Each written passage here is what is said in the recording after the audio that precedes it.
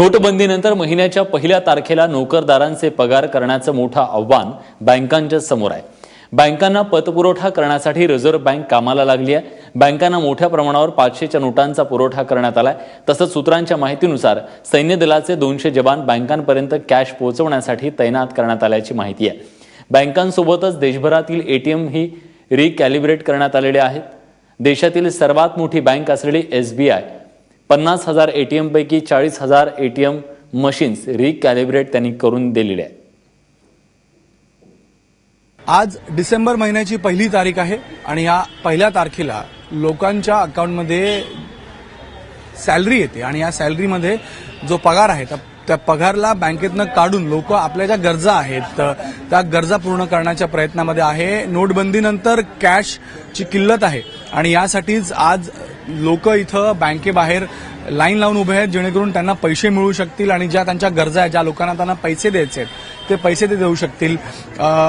पण ज्या प्रकारे कॅशची कमतरता आहे त्याला पाहता आज लोकांना जी अपेक्षा आहे कॅश मिळण्याची ती पूर्ण होणार का नाही हा एक मोठा सवाल आहे।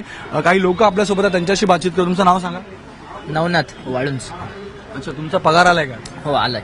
आणि आता किती काढण्यासाठी आलात पैसे? मी 10,000 रुपये काढायला आलो आणि म्हणजे आता सगळ्या आठवड्याभरातल्या जे महिन्याभरातलं जे झालंय सगळं पैसे देणे बाकी आहे ती आता ही द्यायची या आठवड्यात, त्याच्यामुळे आता पहिल्यांदा तरी 10,000 काढायला आलोय, पण आता बघूया किती देत आहे। तसं सकाळी 7 वाजेपासून लाईन लागली तरी आता 40वा नंबर आहे आणि अजून पण मागे 61 नंबर आहेत, म्हणजे साधारण 100 लोक तर आता 9-9:30 पर्यंतच लाईनला आहे, अजूनही मोठी होईल लाईन। आज कामावर जायचं की नाही? आता सुट्टीच होणार आहे, कारण तसंही 40 नंबर यायला 1-2 वाजणारच आहे, कसेही अजून तर सुरुवातच नाही झाली आहे। 9:30 वाजले तरी काही पहिला नंबर पण अजून आला आता आपण घर चालवता, आज या महिन्याची पहिली तारीख आहे, तर या तारखेला तुम्हाला अनेक लोकांना पैसे द्यावे लागतात। किती कॅश तुम्ही विड्रॉल करणार आहात आणि किती तुम्हाला ती पूर्ण पडणार आहे का नाही?